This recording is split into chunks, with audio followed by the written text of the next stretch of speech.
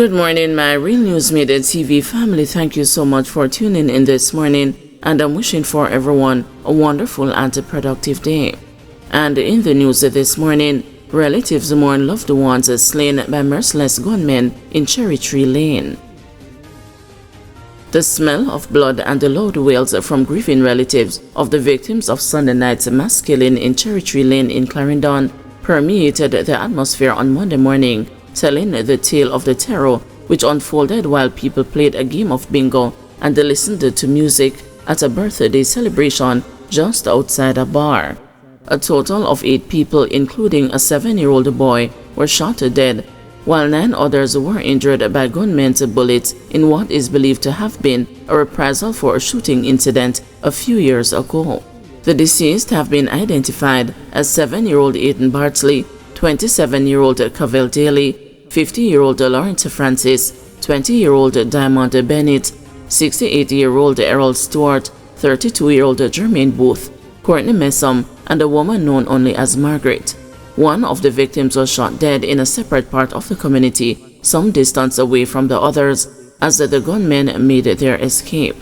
What added to the horrific tale was the sight of numerous pairs of slippers scattered all over the scene, which were in some cases covered in curdled blood, swarmed by huge noisy flies. The scattered slippers indicated that the people who were playing bingo or standing in close proximity to the bingo table scampered for cover, leaving behind their footwear as the bullets were fired in their direction. On the table, which was in very close proximity to the bar, bingo cards were still laid out and marked with dollar coins, indicating that the game was in full swing when the gunmen, armed with at least one M16 rifle and handguns, popped up at the scene. The relatives of 20-year-old victim Diamond Bennett initially showed signs of strength when the news and the journalists from other media entities arrived at their house. However, as they recounted their last moments and the conversations with the young woman, tears flowed down their faces. Marjorie Johnson, the mother of Bennett, said she did not know the right words which could describe how wonderful her daughter was. She was at work when she got the call that Bennett had been killed. I couldn't even hear the person on the phone because she was crying out loud. I thought she said something about my son, but I kept getting calls that it was Diamond. My boss released me and I went straight to the hospital. When I went there, Diamond was in emergency, so I couldn't see her. The doctor came out and asked if I was her mom, and I said yes. She asked me if I knew that she died, and I said no. She said they tried their best, but she couldn't make it, Johnson said as the tears began to well up in her eyes. Diamond was a loving, caring, and jovial person. Words I can't express. My last moment with Diamond was Saturday night. I was supposed to attend a party, and I asked her if she had a drive, and she said no. I said, since you don't have any drive, I am going to go to my bed. I did not know if she went to the party because she lives with her boyfriend. That was the last time, Johnson said, before sharing that her daughter had her sights set on becoming a teacher. Diamond always spoke about teaching. She met in an accident right out there on the road less than a month ago, where she suffered broken bones and a fractured spine. She did an interview with Ebony Park Academy to come in to start doing some schooling, and she couldn't go because she was in the hospital. Sunday night, I said to my sister that God had given Diamond a second chance and she didn't make use of it. God slowed her down just for her to stay one place. She could be alive at this moment, the distraught mother said, pointing out the irony of her daughter having a conversation with her aunt roughly 1 week ago about how expensive coffins and funerals were, and that she didn't want to die anytime soon. As the news approached the house where Lawrence Fisher lived with his wife Debbie and Hamilton Francis, she was heard moaning from a distance.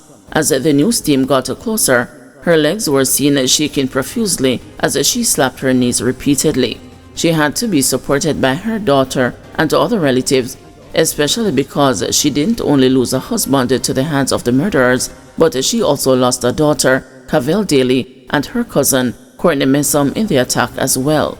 As she stomped her feet continuously, she repeatedly chanted, "Woy, woy, woy."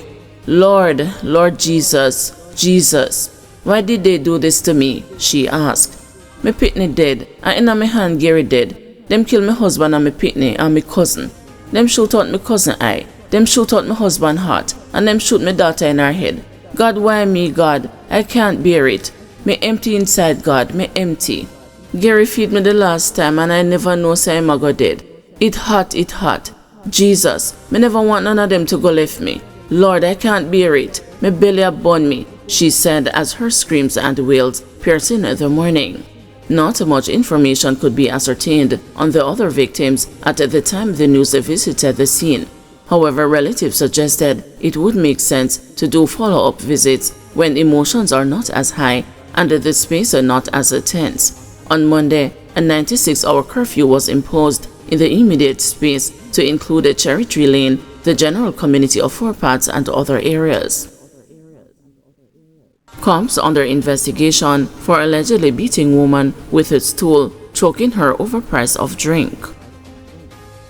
2 policemen are under investigation for allegedly beating a woman with a stool and choking her during an altercation at a bar in Hanover on Saturday, reportedly over the price of a beverage.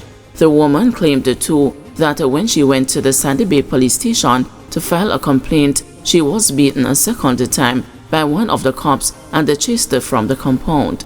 She filed a report of unlawful wounding on Monday at the Lucy police station, according to a receipt she shared with the news.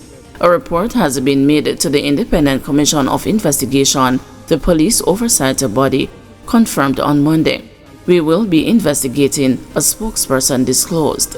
Donovan Collins, the attorney hired by the woman, has also written to the Commissioner of Police complaining about the cops' alleged conduct. According to Collins, his client had to seek medical treatment for a gash to the head and bruises all over her body. He claimed in his letter to the police commissioner that the incident occurred after the cops, one of them in full uniform, balked at the price quoted for the drink they ordered at the bar. The attorney charged that as the dispute escalated, both sides traded insults before the cops followed the woman as she left the bar and headed to the nearby shop she operated. One of the policemen followed the woman into her shop, held her and started squeezing her throat and hitting her all over her body with his fist, Collins charged in his letter. He then pulled her outside to the side of the shop where he used a wooden stool to hit her in the head, inflicting a wound he alleged. She fell to the ground, and whilst she was on the ground, he kicked her all over her body and started squeezing her throat again, Collins charged. Motorist accused of mowing down cop held. The driver accused of mowing down a policeman during a traffic stop in St. Andrew last Thursday has been taken into custody. According to head of the Public Safety and the Traffic Enforcement Branch, Assistant Commissioner of Police Gary McKenzie, several charges have been laid against the man who was held on Saturday. He was charged with several road traffic offenses, including dangerous driving, not stopping at the scene of a collision, ACP McKenzie told the news on Monday. McKenzie said that the police officer, who is assigned to the PSTEB's Beat Officer Patrol Division, has since been discharged from hospital and is recuperating slowly.